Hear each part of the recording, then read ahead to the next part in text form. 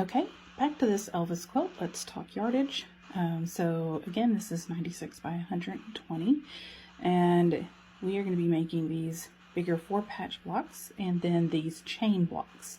So you're going to need 7 yards of this background fabric, and let's see, let's get out of that, and then we need yardage preview. There we go.